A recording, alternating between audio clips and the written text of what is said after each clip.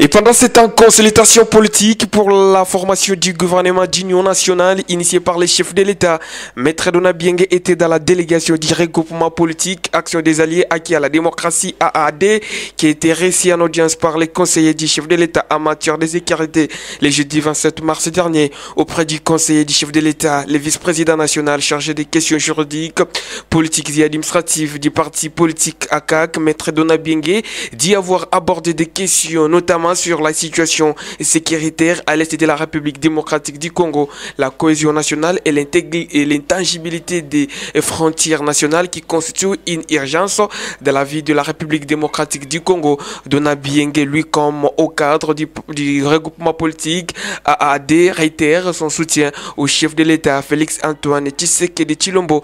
On écoute Maître Dona Bienge au micro de votre radio. Nous avons été reçus par le conseil spécial chef de l'État. Nous avons été reçus sur base d'une invitation qui nous avait été adressée comme regroupement parlementaire Action des Alliés qui est la démocratie. La délégation avait été conduite par honorable Angèle Tabou qui est présidente de ces regroupements politiques.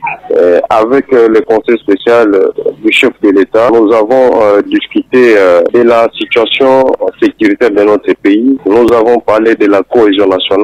Nous avons parlé de l'intangibilité des frontières nationales. Nous avons parlé de la nécessité et l'urgence qu'il y a de pouvoir mettre en place des institutions ou un gouvernement capable de pouvoir assumer une mission telle de pouvoir répondre aux desiderata de la population. Parce que vous êtes sans ignorer qu'aujourd'hui notre population ne sent pas assez d'efforts fournis par le gouvernement national dans le cadre de la résolution des problèmes de notre société. Voilà les quelques points sur lesquels nous avions discuté avec le conseil spécial chef de l'État en matière de sécurité. Sans oublier que sur ça, nous avons aussi parlé des dossiers ou des problèmes qui étaient beaucoup plus particuliers, liés directement à notre regroupement. Je ne veux pas m'étendre là-dessus parce que nous réservons la primaire de nos discussions à son Excellence Monsieur le Président de la République.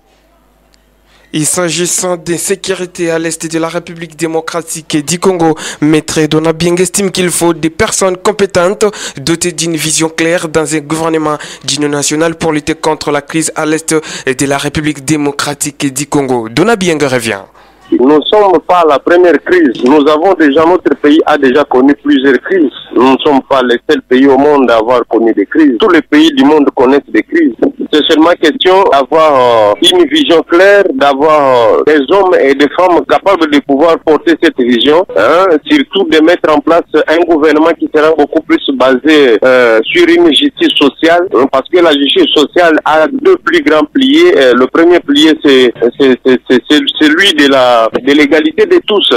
Et le deuxième pilier, c'est celui de la solidarité collective. Donc, si nous avons un gouvernement d'union nationale qui a des hommes et des femmes capables de pouvoir donner les meilleurs d'eux-mêmes pour le changement des choses dans notre pays, le changement de la situation sociale de notre population, surtout quand ils basaient leur action sur une justice sociale, nous estimons qu'il n'y a aucune crise qui soit insurmontable. Nous, le Congo et les Congolais sont capables de surmonter n'importe quelle crise. C'est question d'être réunis, c'est question de se mettre ensemble, de conjuguer les efforts ensemble de manière à pouvoir atteindre ces résultats. Bon, votre fief électoral, les Kasaï, vous avez un message pour lancer à toute cette population qui est en train de vous suivre en ce moment? Le message, c'est de dire à notre population que les combats, nous continuons à les mener. Nous sommes en train de mener les combats du bien-être, les combats du développement de notre province, ainsi les combats du développement de toutes les provinces de notre pays. Ça, c'est les combats que nous avons décidé de porter, que nous sommes en train de mener à notre manière, avec les moyens que nous pouvons disposer. Notre population doit savoir que malgré les difficultés,